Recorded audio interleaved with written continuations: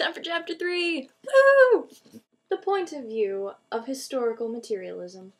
Human society, in a sense, is against nature. It does not passively submit to the presence of nature, but rather takes over the control of nature on its own behalf. This arrogation is not an inward subjective operation, it is accomplished objectively in practical action. We studied this topic in both my environmental science and anthropology courses.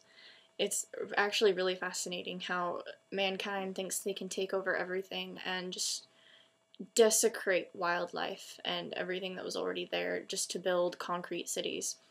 It's worth looking into more or taking a class on if you haven't already. Mankind, as most people know, consumes an inordinate amount of waste, and it all ends up in third world countries, which sucks because then people in third world countries are forced to not only live in poverty and all the... Oh, I hate cars. Woman's awareness of herself is not defined exclusively by her sexuality. It reflects a situation that depends upon the economic organization of society, which in turn indicates what stage of technical evolution mankind has attained. Equality of the sexes is not a new concept. In fact, the new concept is women being lesser than men, or men being lesser than women, but that's not the norm at all. I mean, I don't think there's anywhere in the world where men are considered less than women and are fighting for their rights. Abundance makes for superiority only in the perspective of a need, and to have too much is no better than to have enough. Thus, the control of many modern machines requires only a part of the masculine resources, and if the minimum demanded is not above the female's capacity, she becomes, as far as this work is concerned, man's equal. Today, of course, vast displays of energy can be controlled by pressing a button. As for the burdens of maternity, they assume widely varying importance according to the customs of the country.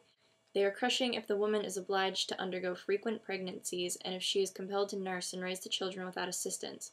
But if she procreates voluntarily and if society comes to her aid during pregnancy and is concerned with child welfare, the burdens of maternity are light and can easily be offset by suitable adjustments in working conditions. So society, treat your pregnant woman well, like in France and most of Europe. God, why is America so behind? Same cause which had assured to woman the prime authority in the house, namely her restriction to domestic duties, this same cause now assured the dominance there of the man. For woman's housework henceforth sank into insignificance in comparison with man's productive labor. The latter was everything, the former a trifling auxiliary. In this type of family, woman is subjugated. Man in his sovereignty indulges himself in sexual caprices, among others. He fornicates with slaves or courtesans, or he practices polygamy. Marriage finds its natural fulfillment in adultery. This is woman's sole defense against the domestic slavery in which she is bound, and it is this economic oppression that gives rise to the social oppression to which she is subjected.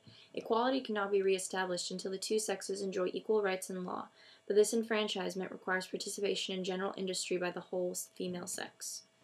She's summarizing and debating a book called The Origins of Family by a man called Engel. And one of the inadequacies of his point of view is that he saw woman's muscular weakness became a real point of inferiority only in its relation to the bronze and iron tool. He did not see the limitations of her capacity for labor constituted in themselves a concrete disadvantage only in a certain perspective. It is because man is a being of transcendence and ambition that he projects new urgencies through every new tool. When he had invented bronze implements, he was no longer content with gardens. He wanted to clear and cultivate vast fields, and it was not from bronze itself that this desire welled up. Woman's incapacity brought about her ruin because man regarded her in the perspective of his project for enrichment and expansion. However, that doesn't explain why, because labor could still be divided equally, which it was in ancient society and up until recently. One gender wasn't considered inferior and the other superior. Everyone was on an even playing field. There is no biological basis for the separation of classes. Of course, I mean, that's all based on pretty much where you were born. That's fantastic, right? It's feudalism for the modern era. This seems like such a novel concept to people. To do away with the family is not necessarily to emancipate women.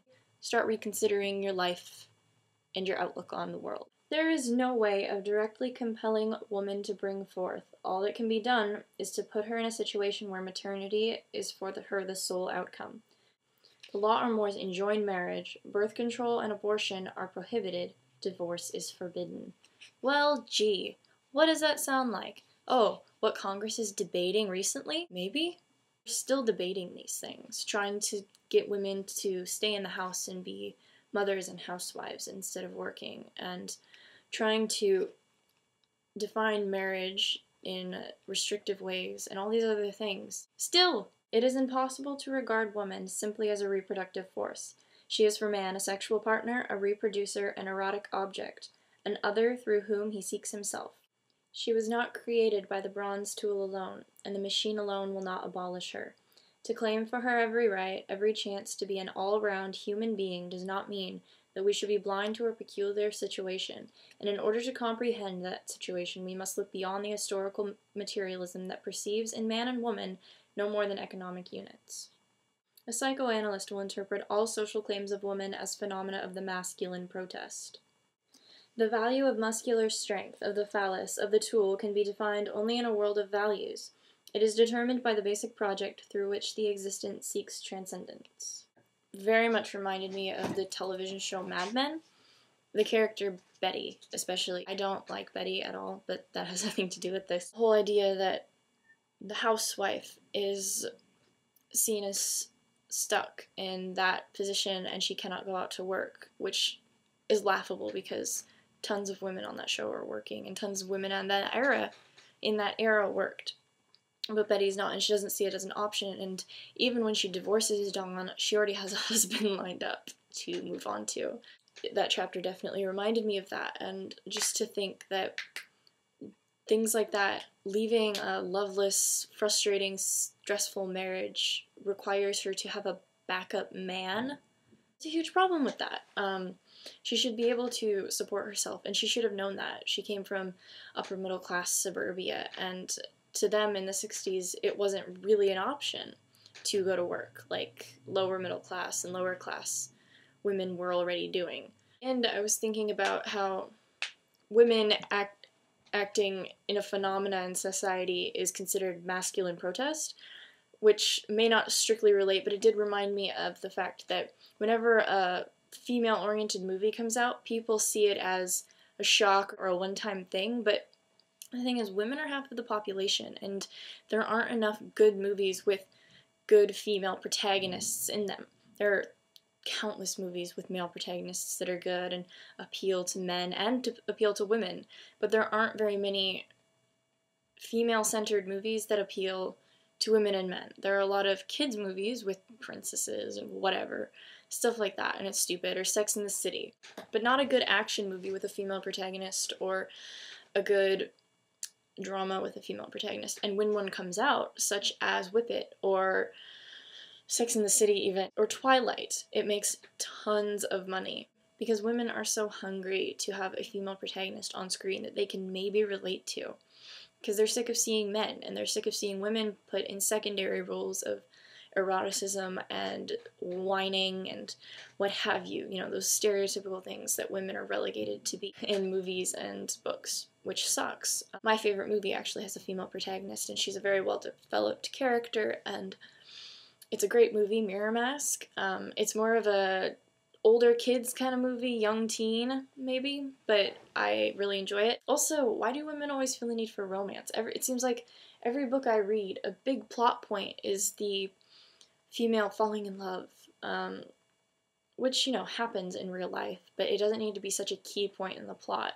In books with male protagonists, it doesn't seem to be that important. It's very, very secondary. Like in Dan Brown books, it's completely just thrown in for whatever reason, I don't know. It's kind of stupid, but pretty fascinating stuff.